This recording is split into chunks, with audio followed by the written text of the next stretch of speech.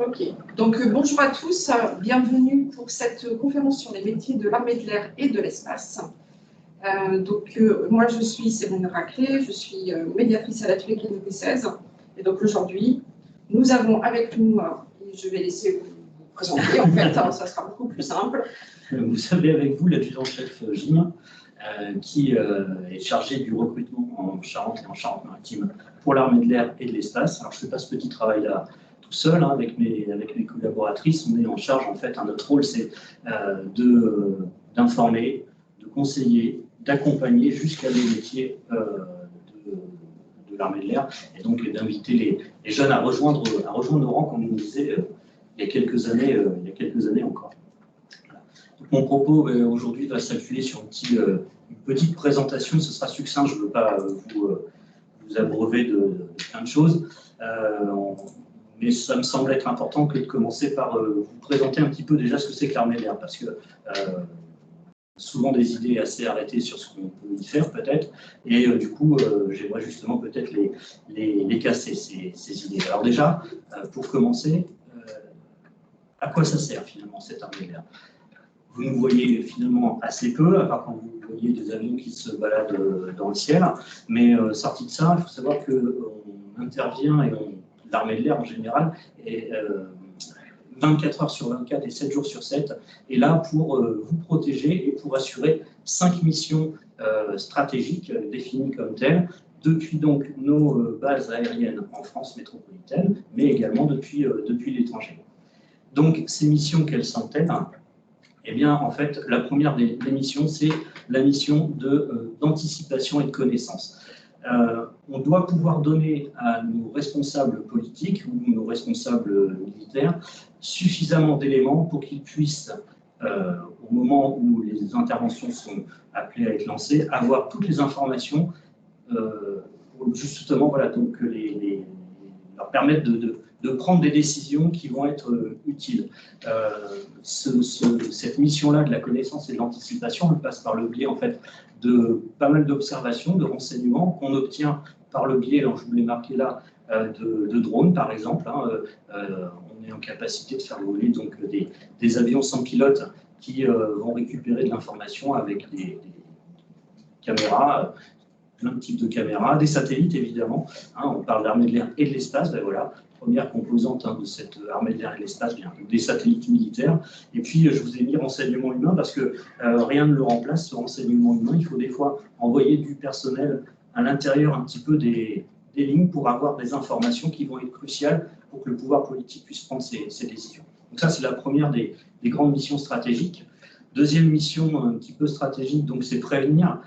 Prévenir en quoi? Eh bien, finalement, c'est permettre d'éviter l'apparition ou l'aggravement de menaces contre notre sécurité. Et pour cela, eh bien, on va prépositionner des forces dans différents points du globe. On a des accords avec des États étrangers, et donc on est en capacité de très rapidement envoyer des forces depuis ces États étrangers, parce qu'on a des forces qui sont prépositionnées. On a également ce qu'on appelle des forces de souveraineté qui vont être déjà sur place. Les forces de souveraineté, en fait, elles sont déployées dans tout ce qui est territoire outre-marin.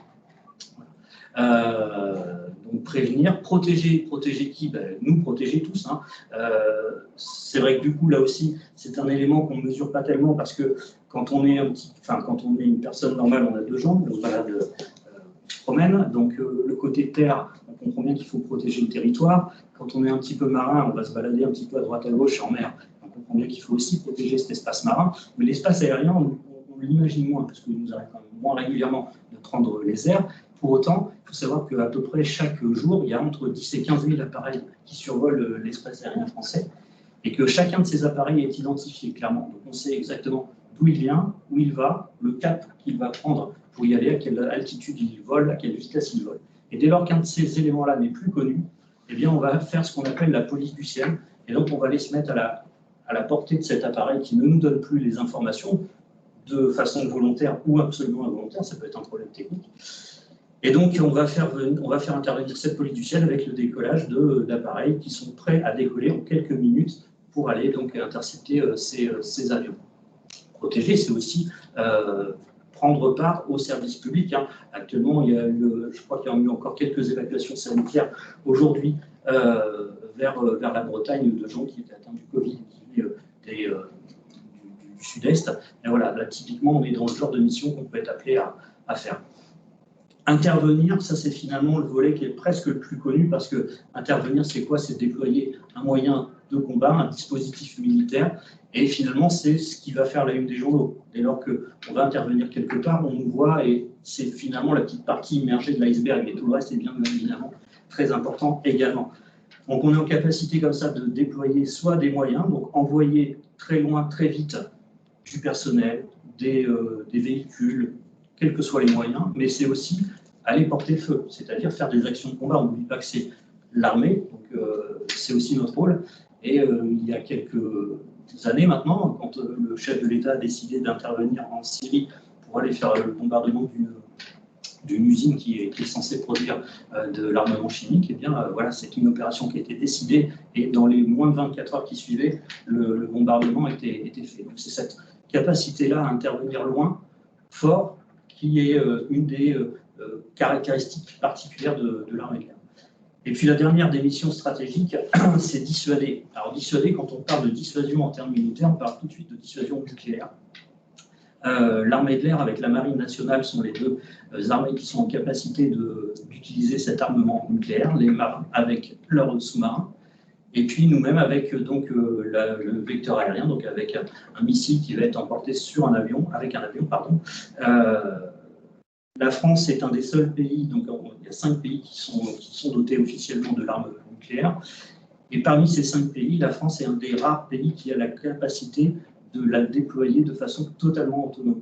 C'est-à-dire qu'un avion, quand vous l'envoyez quelque part, il n'a pas une capacité d'allonge suffisante pour pouvoir aller à l'autre bout de la planète. Maintenant, si vous avez des avions ravitailleurs qui vont le recharger en pétrole en cours de route, eh bien, vous avez cette capacité-là. Donc ça, c'est une des capacités particulières de l'armée de l'air et de l'espace. Voilà. Sorti de ces 5 missions, évidemment, il y a tout un tas d'autres missions, mais ça, c'est le socle. Voilà. Pour faire cela, bien évidemment, on utilise des matériels. Hein. Alors là, je vous en ai mis quelques-uns. Évidemment, il y a beaucoup d'avions. Vous voyez des avions de chasse. Vous avez sur votre gauche deux Rafales en patrouille, et puis vous avez un Mirage 2000 au décollage juste à côté. Donc là, les avions de chasse, on l'envoie de temps en temps, qui font des patrouilles. Quand ils font des patrouilles, ils passent assez vite, assez bas. Et en général, on les entend bien. Ceux-là, on les connaît, on les voit assez fréquemment. Ceux qui sont en dessous, par contre, on les voit un petit peu moins, parce que en ce qui concerne les avions de transport, et là vous avez un A400M, c'est celui qui a les quatre hélices là.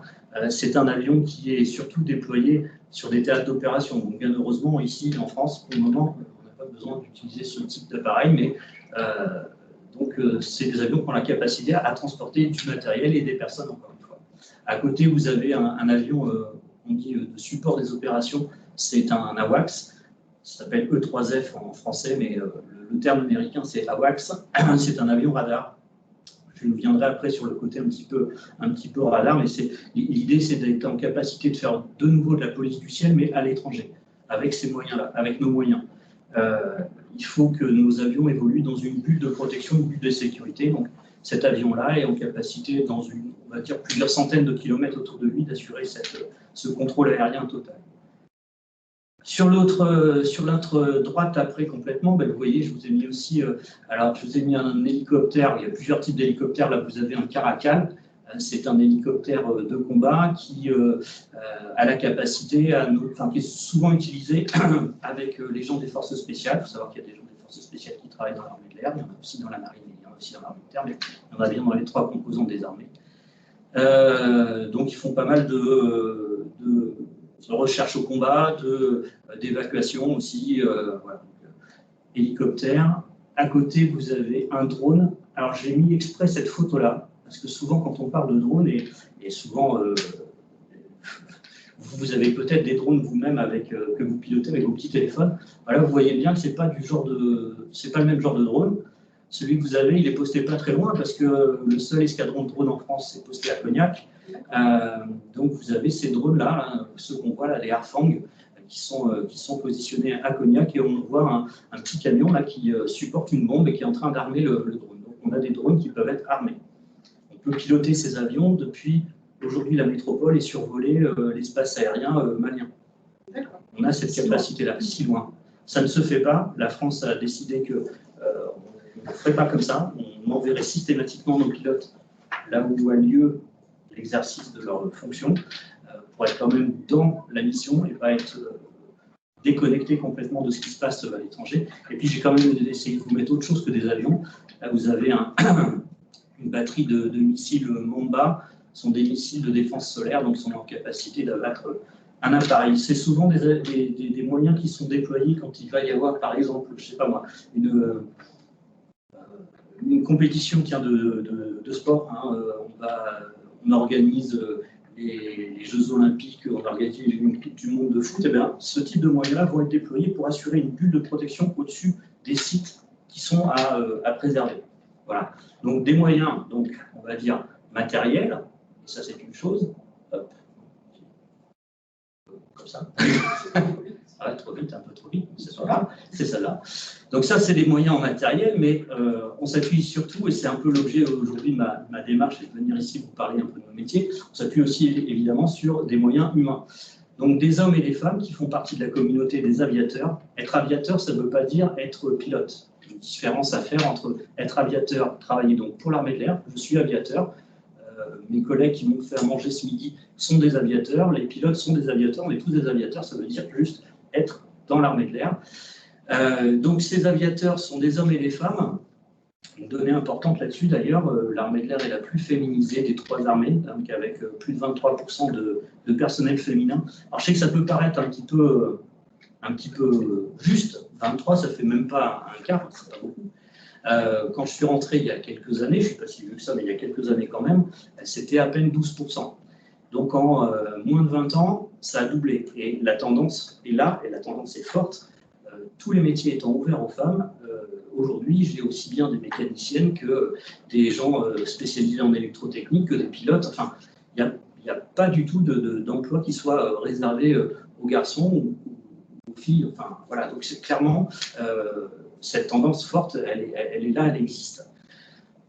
Vous voyez donc, je vous ai mis aussi quelques chiffres, 40 000 personnes à peu près.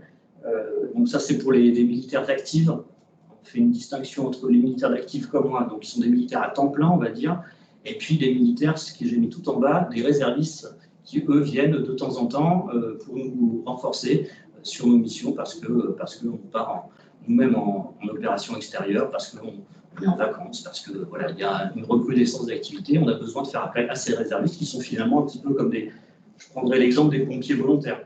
Hein, c'est-à-dire que ce sont des gens qui ont un métier, à côté de ça, viennent donner du temps en plus. Des civils aussi, personnels de la défense. Et puis, donc, toutes ces personnes-là œuvrent donc dans plus de 50 métiers. Alors là, je ne vous ai pas listé les métiers, en fait, je vous ai listé les grandes familles de métiers. Les métiers, on va les voir un petit peu après. 50 métiers, c'est au bas mot, parce que pour un type d'emploi, en fonction du type de matériel que vous allez mettre en œuvre, en fonction de l'affectation que vous allez avoir, et bien finalement le métier ne sera pas tout à fait le même. Donc quand on dit 50 métiers, j'ai tendance à dire oui, ça c'est le minimum, c'est la base. Mais en règle générale, c'est un peu plus. Une petite diapo. Je vais un peu vite là, je me calme. Mais vous me poserez plus de questions, c'est pas grave. Alors n'hésitez pas d'ailleurs, à poser des questions dans le chat au fur et à mesure et on relèvera ces questions, alors soit pendant l'intervention, soit après. Voilà. Mais n'hésitez pas à poser des questions. Mais c'est pas grave, parce que sur les métiers, comme il y a pas mal de photos, je vais un petit peu détailler du coup ce qu'on peut voir, parce que des fois, il y a des métiers un petit peu bizarres, enfin, tout au moins, qu'on n'imagine pas forcément. Là, je vois, j'ai un... En bas à droite, c'est un métier, alors faire du sport. C'est ça, c'est un métier. Alors, pourquoi faire du sport, c'est un métier? Parce que, en fait, je vous parlais tout à l'heure d'opérations extérieures, d'être à l'étranger. Le fait de travailler sous la chaleur, la journée, parce que bon, aujourd'hui, on ne va pas se mentir, on est déployé dans des endroits où il fait plutôt chaud, hein, que ce soit l'Afghan avant, que ce soit l'Afrique aujourd'hui, il y fait plutôt chaud, il y fait chaud la journée, mais il y fait très froid la nuit. Et quand vous êtes loin de chez vous, quand vous supportez des horaires de travail un petit peu particuliers, avec en plus une contrainte opérationnelle, avec des risques, si vous n'êtes pas en pleine forme physique, c'est difficile de tenir. Donc voilà, ça fait partie de notre métier, faire du sport, se tenir en forme.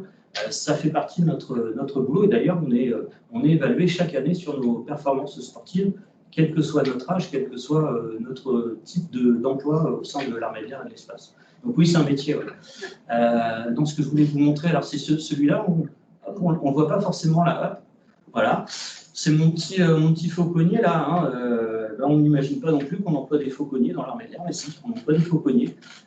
Un des principaux risques au moment, enfin pour un avion, les deux périodes, les deux moments qui sont un petit peu à risque, c'est le moment où il va décoller, le moment où il atterrit. Et donc il décolle ou il atterrit d'une base aérienne militaire. Sur ces bases aériennes, c'est des espèces de no man's land, il n'y a pas grand-chose, il n'y a pas beaucoup d'arbres, il n'y a pas grand-chose. Et souvent, on trouve par contre pas mal d'oiseaux qui viennent se poser, qui viennent manger des petits graminées là, qui vont se trouver là. Et ces oiseaux-là, on peut leur faire peur en tirant. Nos amis agriculteurs utilisent des bombes agricoles, mais l'oiseau, dans sa petite tête d'oiseau, la bombe agricole, il ne sait pas ce que c'est, quoi. Hein. Il entend du bruit, ça l'effarouche un temps, puis il revient. Par contre, un rapace, il sait ce que c'est. Il sait que c'est pas gentil, qu'a priori, voilà, ça ne se passe pas très bien entre eux. Et donc, on a dressé des buses à attaquer ces oiseaux pour les faire fuir et pour qu'on n'ait pas d'impact au moment du décollage et de l'atterrissage. Ça peut paraître rien du tout, mais un pigeon qui se prendrait dans un réacteur, c'est dramatique. Le réacteur, il peut être endommagé et en vol derrière, ça veut dire qu'il peut y avoir un incident. Et contrairement à une voiture, on ne peut pas se garer sur le bord de la route. Quand on est en avion, il ne faut pas qu'il y ait de problème, quoi. Donc on leur fait peur avec ça, et puis on les utilise aussi dans un deuxième temps pour autre chose, et c'est un peu lié avec la petite photo qui est juste en dessous, là, le monsieur avec son espèce de gros canon plus bizarre. Là. Eux, en fait, alors que ce soit les fauconniers ou ce monsieur-là, ils sont aussi en charge d'essayer de neutraliser les drones, ceux que vous utilisez, vous, les jeunes, là. Ces espèces de petits drones qu'on pourrait faire voler n'importe où avec une caméra. Il y a des espaces où on n'a pas le droit de faire voler ces avions-là. Donc, on s'est armé contre cette menace. Alors, je veux juste préciser aussi que monsieur qui a l'espèce de drôle de fusil, là, eh bien, il fait le même métier. C'est pour ça que je vous disais tout à l'heure, les métiers peuvent être vachement différents. Il fait le même métier que celui qui utilise le missile Mamba qu'on a vu tout à l'heure, le gros missile. Donc c'est la même spécialité. Donc vous voyez bien que si on fait ça ou si on est sur missile, c'est finalement pas vraiment le même emploi quand même. D'accord ? Voilà. Alors on y voit pas mal de choses. Sur la droite de ce petit canon, on n'y pense pas forcément, mais on a des gens qui travaillent dans tout ce qui est infrastructure. On doit être en capacité de projeter des moyens, je vous l'ai dit tout à l'heure. Donc on peut projeter une base aérienne complète, partir de rien du tout, puiser de l'eau, fabriquer de l'électricité, des bâtiments, mettre en place toute une organisation pour accueillir des avions après. D'accord ? Donc il nous faut des spécialistes, il faut qu'on soit, c'est vrai d'ailleurs dans toutes les spécialités, mais il faut qu'on soit absolument autonome. On ne peut pas se permettre d'arriver quelque part et de commencer à démarcher pour qu'on nous fasse un puits, pour qu'on nous fasse ci, pour qu'on nous fasse ça. On en a besoin tout de suite. Voilà. Donc, on a besoin de nos propres moyens. Donc, dans l'infrastructure, il y a pas mal d'emplois. On voit juste au-dessus, c'est une évacuation sanitaire. On les voit à peine là en bleu, là, mais ça, c'est la cabine d'un avion. Hein. C'est l'intérieur d'un avion qui a été transformé. On a enlevé tout ce qu'il y a dedans et on le transforme en hôpital volant. Donc, on a des gens qui travaillent dans le milieu de la santé aussi. Un petit peu à côté, on voit un électrotechnicien, c'est celui qui est, voilà, celui-là. Alors lui, c'est un spécialiste de tous les systèmes électroniques qui sont embarqués dans l'avion. Ce qu'on voit là, c'est le devant de l'avion. Alors normalement, il y a une pointe noire qui carène tout ça, qui protège tout ça. Ça, c'est un radar. Ce genre de radar-là est capable soit d'intercepter des signaux. Quand vous téléphonez, votre téléphone émet des ondes qui vont vers une antenne relais. Cette antenne relais transmet ça à un satellite qui retransmet à l'antenne relais au plus proche du téléphone que vous appelez, et ainsi de suite. Toutes ces ondes-là, ça peut être récupéré. Et nos avions, ce ne sont pas que des vecteurs d'armement, c'est aussi des moyens de récupérer de l'information. Donc on a des gens qui travaillent sur ces radars qui vont être embarqués dans l'avion. Juste à côté, on a un mécanicien avion. Alors lui, il travaille plutôt sur la partie moteur. On les voit là, ils sont là tous les deux là. Vous voyez d'ailleurs que Covid oblige, il y a aussi ce masque. C'est des photos récentes. Donc, encore une fois, je reviens à ce que je disais tout à l'heure, il n'y a pas la possibilité qu'il y ait une panne en vol, ça c'est pas possible, c'est pas entendable. Donc il faut être impérativement sûr que l'avion est capable de décoller. Voilà. On voit le monsieur qui regarde au loin, là, juste à côté, en chemise blanche, très joli dans son bel uniforme, là, c'est un contrôleur aérien. Alors, je vous ai parlé tout à l'heure du contrôle aérien et de la police du ciel. Celui-là, là encore une fois, un métier, contrôleur aérien, pour autant, ce que lui fait et ce que on fait quand on fait de la police du ciel, c'est pas le même métier. Lui, ce qu'il gère, en fait, c'est le contrôle local, c'est-à-dire qu'il va gérer l'espace aérien autour de la base dans laquelle il travaille. Il va faire décoller des avions, atterrir des avions en toute sécurité, il va s'assurer que sur le tarmac, pas des véhicules qui se baladent à droite à gauche, pas des gens qui se promènent. Ça, c'est son job à lui. L'autre contrôleur aérien, lui, il est enterré, il est dans un... Principalement, il y a deux endroits en France où on fait du contrôle, on va dire au niveau national, ils sont enterrés. Vous êtes devant des scopes et vous avez toute la journée, vous regardez des avions qui se baladent à droite à gauche, à quelle vitesse, quel axe, tiens là il y a un problème, il faut l'identifier, paf, je le fais décoller un avion de chasse. Enfin, c'est pas le même métier. Et puis je vous ai parlé pas mal d'avions, je ne vais pas trop parler des combattants, et pour autant on en voit juste en dessous, hein.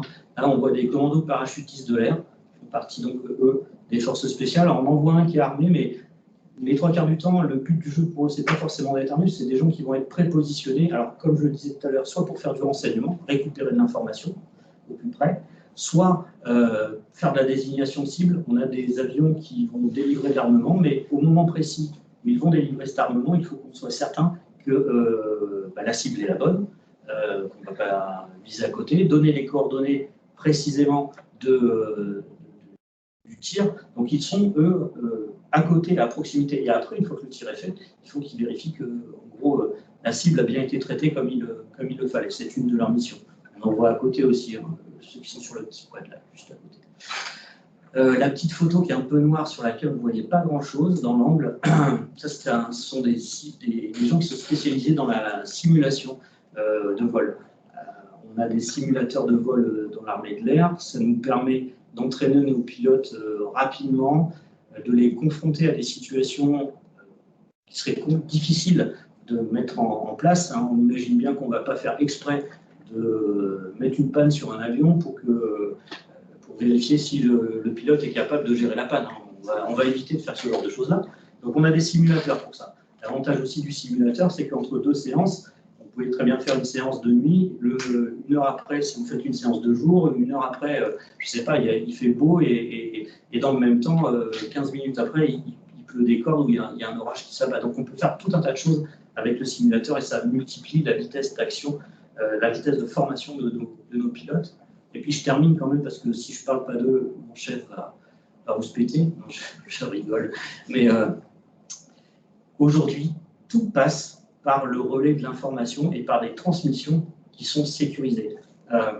Ça peut être compliqué à comprendre, ou tout au moins on peut ne pas en avoir conscience. C'est vrai qu'on utilise tous des téléphones, et finalement on ne s'intéresse pas vraiment à comment tout cela fonctionne. Dans l'armée, et dans l'armée de l'air et de l'espace en particulier, nos avions sont interconnectés entre eux. Ils sont connectés avec des personnels au sol. Ils sont connectés avec l'avion radar qui est au-dessus d'eux. L'avion radar est lui-même connecté peut-être avec un bâtiment de la Marine nationale qui est au large des côtes et qui assure le commandement d'une opération. Donc tout ça, ça nécessite un échange d'informations important. Et contrairement au réseau civil, si aujourd'hui je perds mon réseau 4G, ben, c'est pas grave, quelque part je vais le récupérer 500 mètres plus loin, il n'y a pas beaucoup d'incidence. Il faut que notre réseau il soit sécurisé et surtout qu'il soit, qu'il soit disponible. Il faut absolument que ce réseau-là fonctionne vraiment et qu'il ne soit pas attaquable. Donc ça, nos spécialistes des télécoms, c'est essentiel aujourd'hui dans l'armée de l'air. Et là, il y a beaucoup d'emplois autour de ces métiers-là. Et puis la dernière chose que je voudrais dire sur cette planche, c'est que vous avez vu en plein milieu, j'ai fait exprès de mettre un petit bonhomme qui fait le lien entre les maillons d'une chaîne. C'est pour vous expliquer une seule chose qui est très simple à comprendre, c'est que finalement mon avion et les missions que l'avion doit faire, ça ne fonctionnerait pas sans tous ces métiers-là. S'il manque une seule de ces personnes-là, eh bien quelque part, soit ça marche moins bien, et ça c'est dans le meilleur des cas, soit ça ne marche pas du tout. Donc tout le monde a une place apprendre là-dedans. Et à quelque niveau que ce soit, on est tous importants.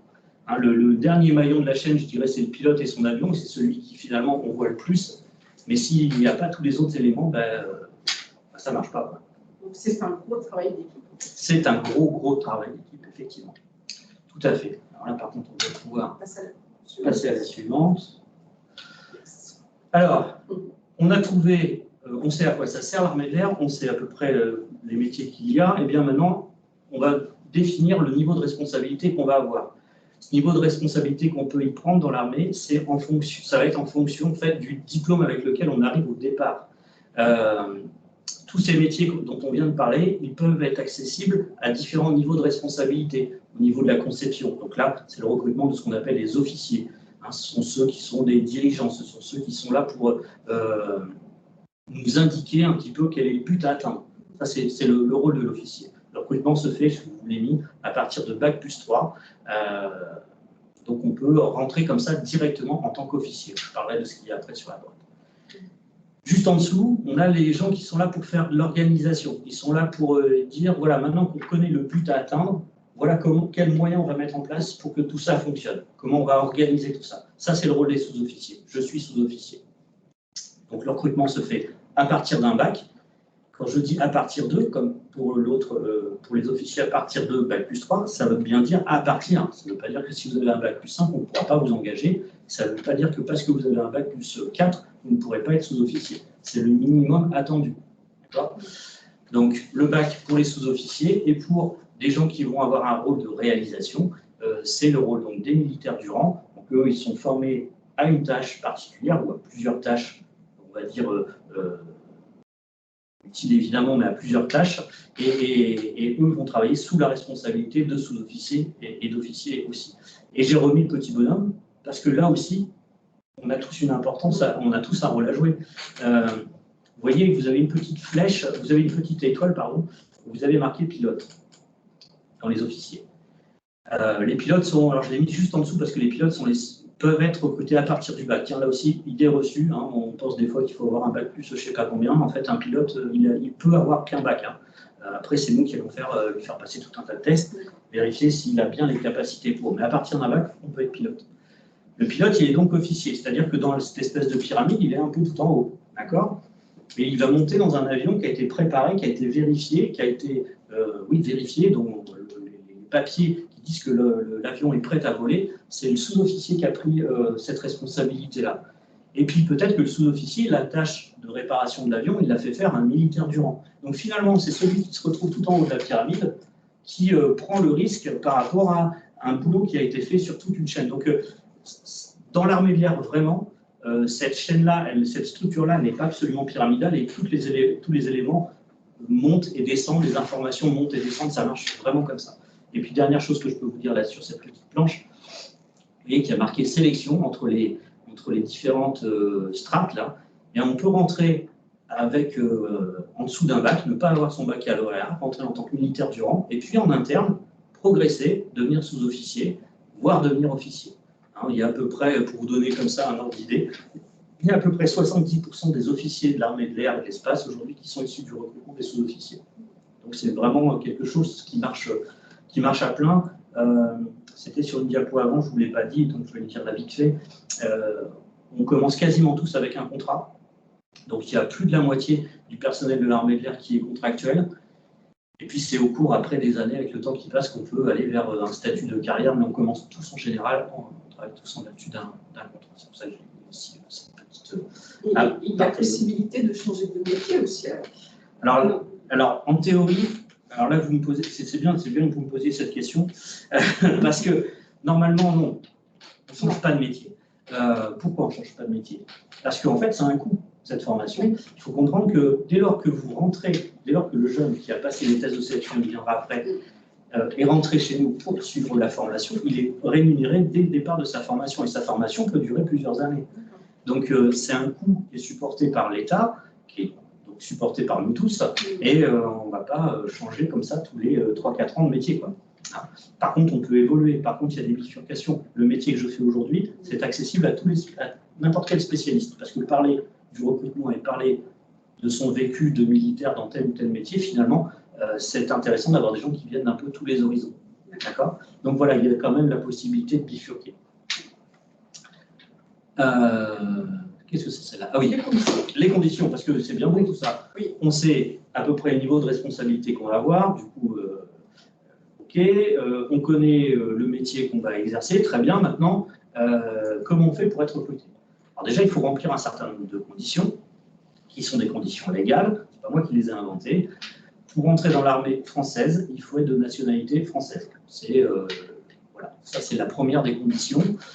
On doit remplir un certain nombre de conditions d'âge également, c'est pareil, c'est pas j'ai rien contre les personnes plus âgées que 30 ans, mais c'est comme ça. Quand on veut rentrer au début, il faut rentrer soit autour de 17 ans, on va dire, et jusqu'à 30 ans. Dans la majeure partie des cas, il y a des exceptions, et c'est pas le sujet aujourd'hui de parler des exceptions. Il faut être en capacité de faire ce métier, donc en capacité physique et médicale, donc on la vérifiera. Il faut avoir effectué sa journée défense et citoyenneté. C'est pas très bien, c'est pas très pro ce que j'ai fait, j'ai mis une abréviation. Cette journée défense et citoyenneté, à 16 ans, j'imagine que tous les élèves qui sont face à moi, que je ne vois pas, mais qui sont face à moi, savent qu'ils doivent être recensés, ce qui déclenchera ce parcours de citoyenneté avec cette journée.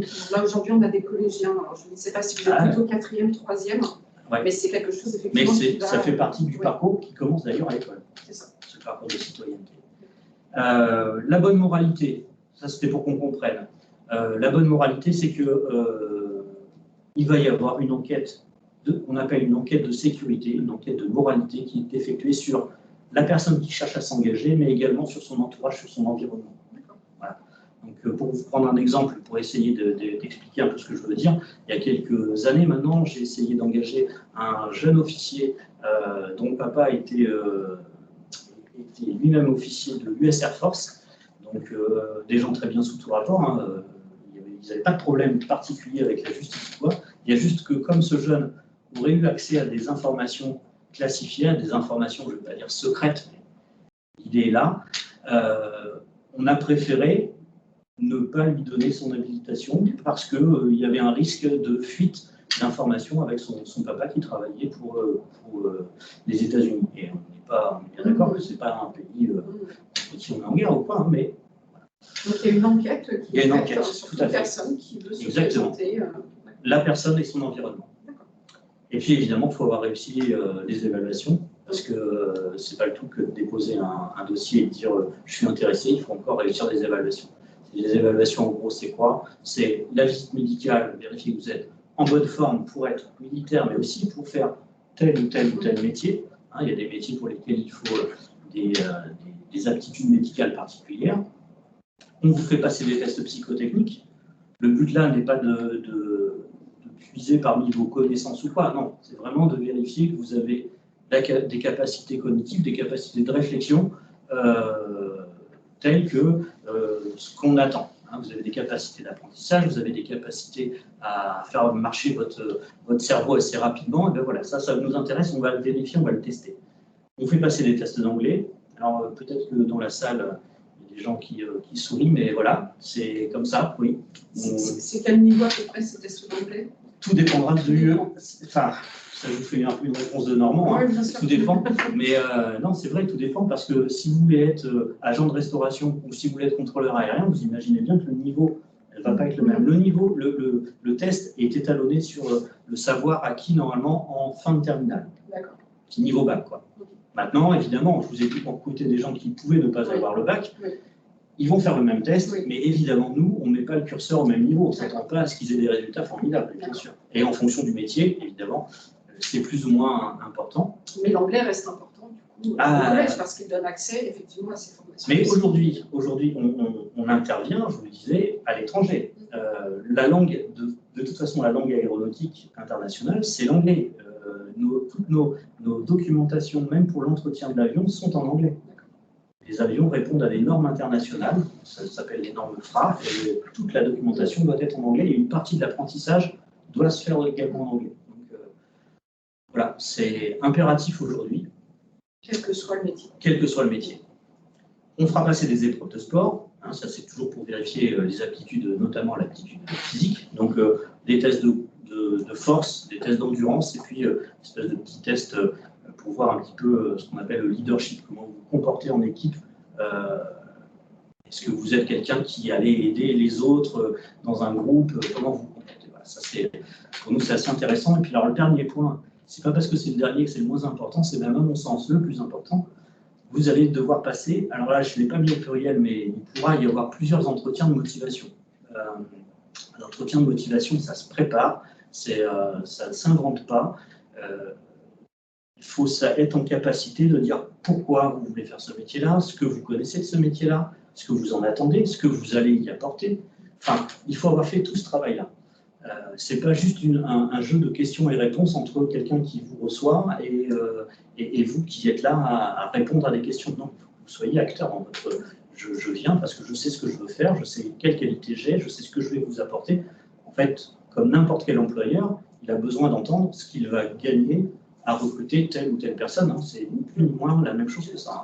C'est exactement un entretien d'embauche. Donc, pour préparer cet entretien de motivation, par contre, on a besoin de connaître déjà le métier qu'on souhaite faire. En fait, de toute façon, quand on reçoit un jeune, ça se fait toujours en 2 temps. Le premier temps, c'est l'information. C'est-à-dire qu'on va le recevoir. Alors, on va peut-être l'avoir déjà au téléphone, on va lui indiquer, ce sera sur l'objet d'une planche après, on va lui indiquer ce qu'il va devoir aller voir comme site. On va le recevoir, on va l'informer, on va vraiment mieux mesurer ce qu'il peut faire, lui essayer de l'orienter. Et puis, deuxième temps, on rentre dans la phase de sélection. Et donc, au moment de l'information, on lui aura aussi expliqué que l'entretien, ça se préparait, qu'il allait falloir voilà, travailler, ok. Et quand on reçoit après, quand on est en évaluation, quand on le reçoit, tout ce travail, normalement, il a été fait en amont, et donc, il est prêt, et on ne le reçoit qu'à ce moment-là. Voilà, donc oui, on peut passer sur la suite. Je vous le disais, voilà, pour bien se préparer, pour avoir des informations intéressantes, voilà, 2 sites qui sont super bien. Alors, le premier, c'est devenir aviateur. Je ne dis pas qu'il est très bien parce que c'est le mien, mais donc c'est deveniraviateur.fr. Donc ça, c'est vraiment le site où vous allez pouvoir rentrer avec un espèce de moteur de recherche, vos domaines de compétences, votre âge, ce que vous aimez, et hop, ça va mouiner, ça va vous trouver quelques métiers. Vous pouvez très bien aller vers d'autres choses, évidemment, mais voilà, on peut commencer comme ça. Vous allez voir sur ce site toutes les fiches métiers, toutes les fiches emploi, dans quelles conditions de travail, combien on gagne, combien de temps durent les contrats, enfin, voilà, pour chaque métier, une fiche complète. Et puis sur le deuxième site, alors là aussi, sur le premier toujours, pardon, puisque des vidéos, comment se préparer au test de sélection, enfin, voilà, toute la procédure. Et le deuxième site, je ne sais pas si vous connaissez, mais c'est un site qui est assez bien fait aussi et qui permet comme ça de référencer tout un tas de métiers. Il n'y a pas que l'armée de l'air, bien évidemment. myjobglasses.com. Donc on a 50 ambassadeurs nous, qui sont référencés sur ce site. Ces ambassadeurs sont en fait des gens qui travaillent dans ce qu'on appelle donc, dans les forces, c'est-à-dire dans des unités qui sont pilotes, qui sont comptables, qui sont je sais pas moi, mécaniciens armement, enfin quelques métiers que ce soit, et qui sont capables de vous recevoir en chat, de répondre à vos questions en chat, de vous faire un petit entretien en vidéo ou au téléphone, et qui se donnent du temps voilà, pour vous, pour expliquer ce qu'ils font au jour le jour comme métier. Et ça, c'est intéressant. Alors, ça peut être intéressant avant, quand on essaie de choisir un peu le métier qui nous intéresse, mais ça peut être surtout intéressant quand on a trouvé quelque chose et qu'on prépare son entretien. Ça permet d'avoir un échange avec quelqu'un qui fait ce boulot-là et se nourrir comme ça un petit peu de choses intéressantes à sortir au moment des entretiens. Alors là, je l'ai mis un petit peu, ça ne veut pas dire que c'est un peu fourre-tout là, mon affaire, mais oui, c'est d'actualité. Qu'est-ce qui est d'actualité en ce moment? Les inscriptions à l'école des élèves techniciens de l'armée de l'air à Saintes. J'en parle parce que ce n'est pas très loin d'ici finalement. Cette école, qu'est-ce qu'elle a de particulier? Je vous ai parlé des conditions d'âge, je vous ai parlé de tout un tas de choses, mais voilà, ça c'est une école qui sort un petit peu du truc parce qu'on peut accueillir des jeunes donc à partir de 16 ans. Ils vont rentrer en fait en classe de première, donc il faut que tous les candidats soient au moins en classe de seconde, pour ceux qui veulent intégrer. En classe de seconde, donc les inscriptions en ce moment, et ils s'intègrent un cursus première terminale, ça les amène à passer donc un baccalauréat. Ce baccalauréat en poche, automatiquement, il y a un contrat d'engagement derrière. Donc c'est l'assurance dès 16 ans, si on a envie d'aller vers ça, bien évidemment, l'assurance d'avoir un emploi tout de suite à l'issue.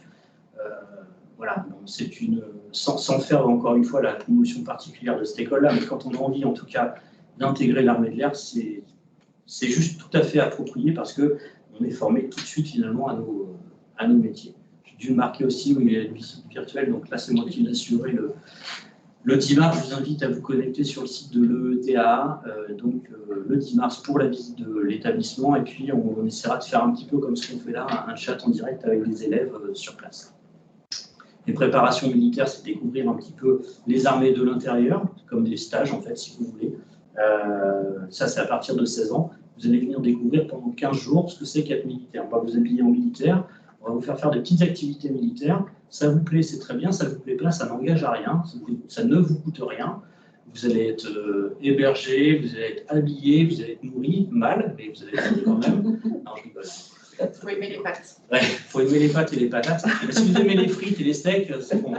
Normalement, 15 jours de ce régime-là, non, mais c'est sympa parce que ça permet de découvrir in situ, à l'intérieur, en un peu vie ma vie militaire, quoi. Et ça, c'est plutôt agréable parce que après, je peux vous dire ce que je veux là aujourd'hui, hein, mais le faire, ça permet de le découvrir par soi-même.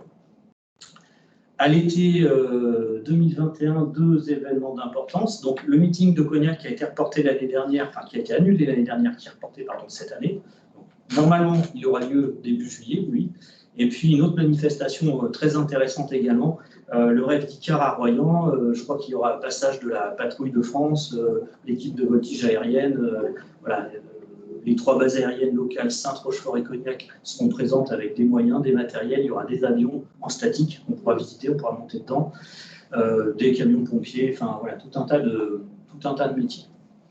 Voilà, puis donc je vous ai laissé évidemment nos coordonnées. Donc je le rappelle, on travaille sur la Charente et la Charente-Maritime. Et concernant la Charente, on vient assurer des permanences tous les 15 jours sur Cognac et Angoulême. Donc je voudrais juste préciser que mon rôle, c'est pas au-delà de recruter, parce que évidemment c'est bien sûr mon rôle, mais c'est vous informer. C'est ce qui m'intéresse, c'est que vous partiez avec la bonne information. Si après vous devez vous engager, c'est très bien, et j'aurais fait mon travail très bien. Mais si vous ne devez pas vous engager, c'est pas grave, vous aurez au moins eu l'information et ça ne coûte rien que de vous renseigner pour lever des doutes s'il devait y avoir des doutes. Et pile 45 minutes. Pile 45 minutes. Alors maintenant, ça va être à vous. Est-ce que vous avez des questions à poser? Est-ce que vous posez des questions? Est-ce qu'il y a des choses que vous voulez qu'on précise par rapport à cette intervention? Donc n'hésitez pas à utiliser le chat voilà, pour nous faire parvenir vos questions. On vous attend.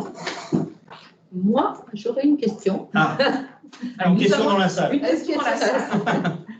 À propos des préparations militaires, où est-ce qu'elles peuvent se faire? Est-ce qu'il y en a dans la région? Alors, elles vont se faire forcément du coup sur un site militaire. En l'occurrence, ce sera Saintes pour vous ou Cognac. Alors, normalement, la préparation militaire pour le département, ça se fait sur Saintes. Et après, je ne vous ai pas parlé d'un deuxième volet, c'est-à-dire qu'une fois que ces 15 jours sont faits, on peut proposer aux jeunes qui les ont faits d'aller vers la formation militaire initiale du réserviste. Je vous passe le nom, c'est un peu long, un peu pompeux. C'est quoi? C'est un espèce de passe qui permettra, après 1 mois de stage, et là, ça sera sur Cognac, 1 mois rémunéré, après 1 mois de stage, de venir faire de la réserve. Je vous ai parlé de la possibilité d'être réserviste, hein, d'être militaire à temps partiel, en fait. Hein. Eh bien ça peut être envisagé dès lors qu'on a fait cette formation complémentaire qui se fait sur Cognac. Donc une partie sur Saintes et une partie sur Cognac. Très bien, merci. Donc ça se fait toujours sur une base aérienne en tout cas. Encore une fois, l'idée c'est d'être in situ. Quoi. Et alors je sais que vous êtes là pour représenter l'armée de l'air et de l'espace, mais cette préparation, on peut aussi la faire dans les 3. Tout à fait. On peut la faire dans les 3 armées. Le fait de la faire dans l'une n'empêche pas de déposer une candidature après pour s'engager dans l'autre. Il n'y a aucun engagement avec ces préparations militaires. Hein. Le seul engagement, c'est de venir. Alors, pour moi, c'est 15 jours. Pour l'armée de terre, c'est 1 semaine. Pour la marine, c'est des week-ends plus 1 semaine. Enfin, chacun a un format un petit peu différent. Mais sorti de ça, il n'y a aucune obligation, bien évidemment. C'est juste de la découverte. C'est juste de la découverte et manger des patates. Donc, bon, c'est quand même intéressant. Vous n'étiez pas d'accord? Non, non, mais en vrai, quand même, et justement, je vais en profiter pour rebondir là-dessus. Alors, ce qui est intéressant, pour moi, par contre, après qui suis recruteur et qui fait ça depuis longtemps, c'est que, surtout pour des jeunes, quand ils cherchent un premier emploi, ce qui n'est pas facile, c'est de rendre son CV un petit peu différent, un petit peu attractif. Alors, on va le rendre attractif en mettant un peu de couleur, très bien. Mais quand on est habitué à aller voir ces CV-là, ça ne fait plus son effet. Par contre, lire, à un moment donné, qu'on a eu un passage long ou court, dans les armées. Alors, on trouve de tout dans les armées, c'est le reflet de la société. Mais ça n'empêche que le mot militaire véhicule un certain nombre de valeurs. Service, l'intégrité, l'excellence, enfin, respect, tout ce que vous voulez. Et ça, c'est plutôt intéressant à faire comprendre à un futur employeur. Le fait juste d'avoir mis ce mot-là, c'est ces valeurs-là qui tournent autour. Et ça, c'est intéressant. De la même façon que si un jeune va mettre qu'il a été sauveteur en mer, c'est des choses qui sont différentes.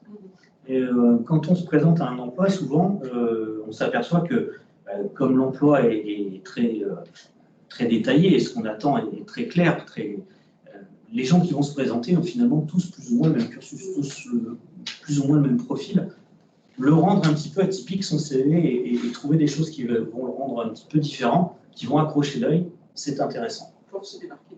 Oui, tout à fait. Ah, une question. Une question.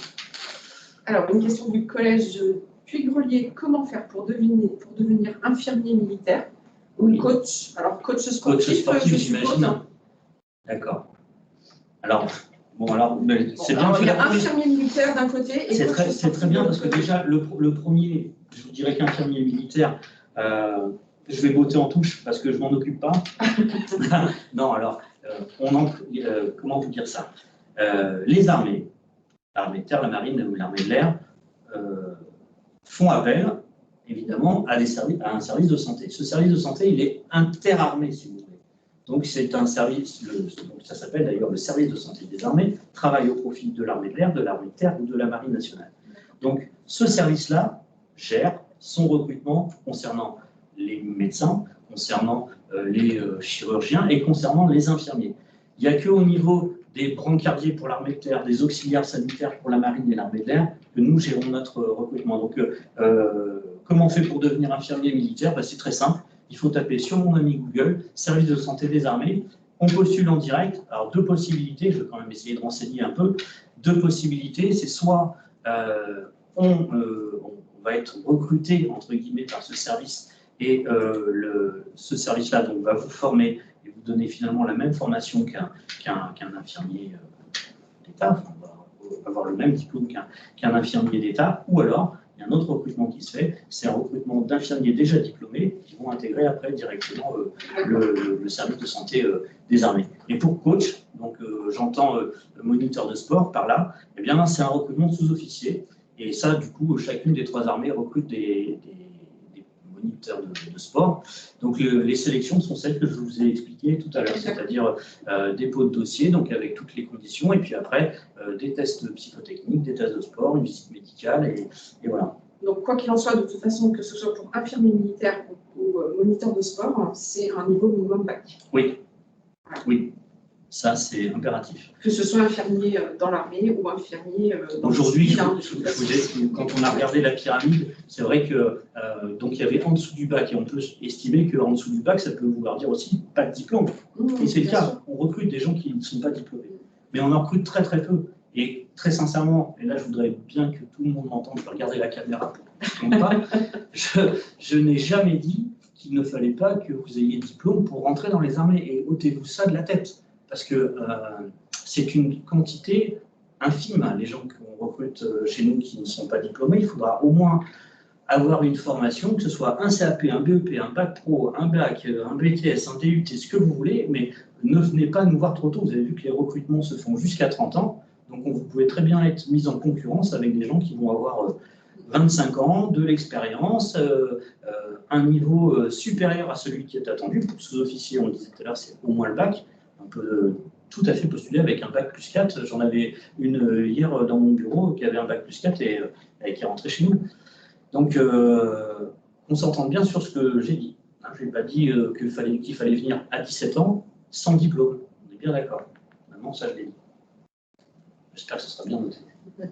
Est-ce que ça répond à votre question? On espère. Et donc, est-ce que... Oui, merci. Ah bon, ça va. Parfait. Est-ce que d'autres établissements ou vous-même, avez-vous des questions supplémentaires à poser? Non? Bon. Bah, écoutez, si vous n'avez pas d'autres questions, nous allons pouvoir vous souhaiter donc une très bonne journée. Ah si, non, Non, vas-y, pas de finis. voilà, vous souhaitez une très très bonne journée. Merci pour votre participation. Et Merci. puis, on espère. Merci à vous. Voilà. Bonne continuation, puis je vous dis à bientôt. À bientôt. Au revoir. Et je rajouterai que la conférence a donc été enregistrée et elle sera disponible sur le site du FOF à partir de demain matin et pour une durée de 6 mois. Donc, vous pouvez la reconsulter autant de fois que vous le voudrez. Et puis, n'hésitez pas à transférer cette information donc là, je m'adresse plutôt aux enseignants, mais à vos autres collègues pour qu'ils puissent éventuellement revoir en replay ces conférences avec des élèves qui n'auraient pas pu participer à ces lives aujourd'hui. Bon, merci pour tout. Au revoir. Au revoir.